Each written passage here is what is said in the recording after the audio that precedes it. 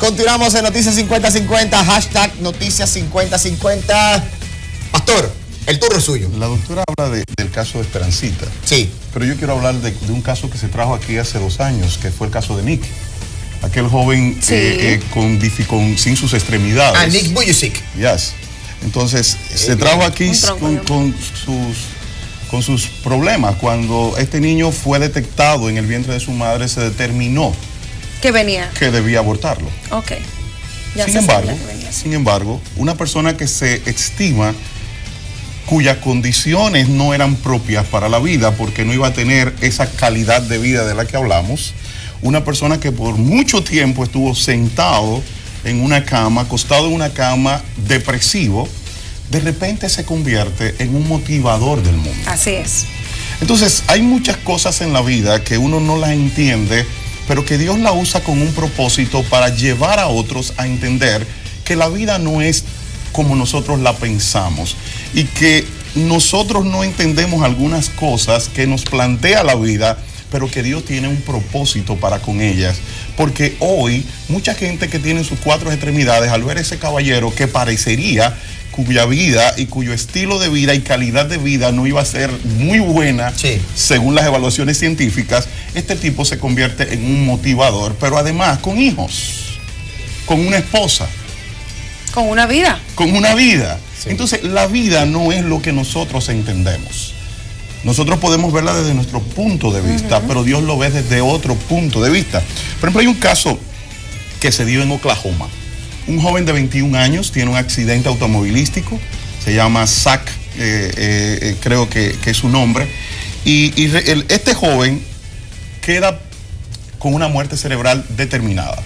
Los médicos le piden a sus padres que si pueden donar los órganos por el muchacho joven de 21 años. Sus órganos están, como tú dijiste ahorita, en no solamente el hígado, sino los riñones y todo lo que tienen. En perfectas condiciones. En perfectas condiciones. Ellos acceden, pero en el proceso legal que se tenía que tomar, porque en los Estados Unidos no es como acá, pero en el proceso legal que había que determinar, el muchacho comienza a reaccionar. Ay, mi madre. Wow. De hecho, él fue llevado a un programa de televisión en los Estados Unidos, en donde se le presentó su caso, porque clínicamente teníamos los datos. O sea, no fue que se inventaron que había una muerte cerebral, sino que los datos, los diseños de los exámenes que le habían hecho, determinaron que su cerebro no había electricidad, que no había funcionamiento, que no había manejo de aire y que no había manejo de sangre. Yo conozco un caso particular que han venido genios médicos de fuera y han dicho, ahí no hay nada. Wow. Y se mantiene como tal. Bueno, Gustavo Cerati, gran cantante argentino de la banda Soda Stereo, así fue también. No pudo reaccionar nunca. ¿Gustavo lo desconectaron? No, Gustavo murió. Murió. Y Michael Schumacher, el piloto de la Fórmula 1, actualmente está en recuperación, pero fue después de un coma inducido. Es un caso totalmente diferente. Sí. Pero entonces ahí está la probabilidad. O sea, es verdad lo que dice la doctora. El porcentaje de personas que salen es menor, pero ¿cómo sé yo cuál va a ser? Bueno, es una ruleta. Por ende, es una ruleta. Entonces, como es una ruleta, yo no debo de tomar una decisión en una ruleta. ¿Cómo? Porque el porcentaje y la estadística de posibilidades, yo no las manejo. Claro. ¿Qué pasa si la familia no puede más? O sea, en sentidos económicos, de sostener pasa, doctora, esa situación. En nuestro país, cuando una persona, una familia reventó. Mira, hasta repente, para entregarte el cadáver tú tienes que pagar aquí. Exacto. O sea, no te dejan sacar el cadáver si tú no pagas. Eso es así. Imagínate una paciente o un paciente que está en cuidado intensivo, que está con respirador artificial. O sea, eso implica un costo altísimo que no toda la población, y sobre todo en un país donde tenemos tantos accidentes de tránsito, sobre todo en motor. O sea, la cantidad de jóvenes que están muriendo en República Dominicana por accidentes de motor es altísima. Sí. O sea, personas que están en plena etapa laboral, productiva para el país, para ellos mismos y para su desarrollo. Sí. Entonces, esta persona es que definitivamente el Estado lo está sometiendo a una eutanasia. O sea, que tenemos que ser un poco más coherentes. A esto no se le puede dar tratamiento porque son pobres. Solamente se le puede dar tratamiento a los que pueden llegar a los centros privados. Entonces, la eutanasia para los pobres está permitida. Pero los ricos, entonces sí, aquí sí tenemos que decidir, porque hay que tenerlo más tiempo en estas máquinas, porque bueno, Cristo con ello me parece que es más lesivo ¿Es algo así que estamos hablando? Porque la cantidad de pobres que se están muriendo en República Dominicana en los hospitales, tanto en los hospitales públicos como los que son instituciones. Estamos hablando de la Plaza de la Salud, estamos hablando de estos hospitales que están financiados por el Estado y también mano privada, o sea, también gestión privada, porque definitivamente el seguro tiene un tope.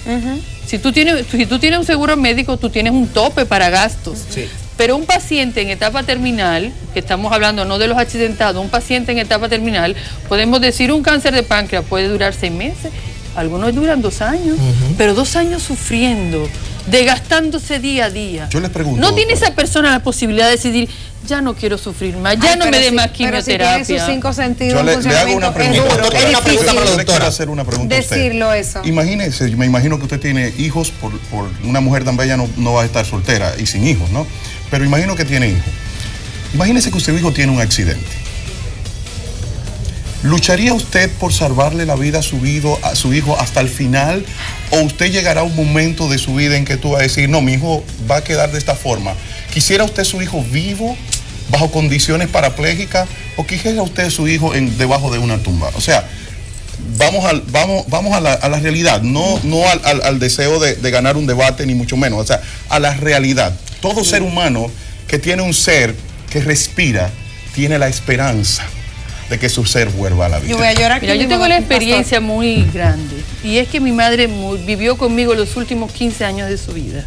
Y mi madre estuvo enferma, en cama, postrada los últimos 10 años de su vida. O sea, yo estoy hablando de lo que he vivido en carne propia. Y tengo un hijo muy inteligente que también vivió los últimos 5 años de mi madre en muy malas condiciones. Tanto que muchas veces ella me decía, mami, ¿y tú no la vas a dormir? Y yo, no, mi amor, porque no lo hemos acordado. Y ya mi hijo y yo acordamos que si hay condiciones donde después de yo hacer todo lo que yo pueda y algo más, después de hacer todo lo que yo pueda y algo más, veo a mi hijo sufriendo, pues él tiene derecho a tener una muerte digna. Y yo como madre soy la persona que quiero que menos sufra en la vida a mi hijo. Pero fíjate lo que usted dijo. Después de yo haber hecho todo lo que yo pueda hacer para evitar, pero generalmente ese todo que nosotros podemos hacer no termina hasta que no llega la muerte. No, en la pero realidad es justo eso, es justo eso. Antes de que el tiempo sea el que lleve a mi ser querido, cualquiera que sea, a sufrir 10 años más, porque son 10 años, 15 años, 5 días, nadie sabe cuánto. Claro, pero cada día es un día más que tú estás viendo a tu ser querido sufriendo. Mi hijo es un adulto hoy y ya tenemos el pacto de que si él me ve en esas condiciones que yo vi a mi madre, él me va a sedar. Y bueno, viceversa. Por ejemplo, pero somos adultos y podemos decidir sobre nosotros. Última acotación del una amiga ginecotetra cuyo padre está postrado. Y ella me decía, hace unos días, tenemos una relación muy bonita, ella me decía, mi manera de ver la vida desde el punto de vista clínico es este. Yo quisiera ya, si mi papá hace una crisis, dejarlo. Pero la realidad de mi vida, porque es lo que tenemos que ver, la realidad de mi vida es que yo voy a luchar hasta que mi papá, aunque cuando vengo aquí y lo veo ahí, con sus rodillas dobladas, mirándolo, triste a veces, muchas veces, otras veces cantándome una canción que él le canta a ella, yo no puedo. O sea, soy ginecostetra, sé lo que debo hacer, pero mi corazón marca otra cosa. Es algo muy personal, muy interno, ¿verdad? Muy interno. Bueno, gracias por estar con nosotros. Mis respetos, de verdad, doctora, mis respetos para usted. Aniel, gracias por estar esta semana con nosotros en Noticias 50-50. Siempre de esta forma que quieran estaré por aquí. Por el día de hoy, por esta semana también. Gracias por la sintonía. Un abrazo grande y sigan tuiteando, sigan escribiendo hashtag Noticias 50-50. Hasta el próximo martes.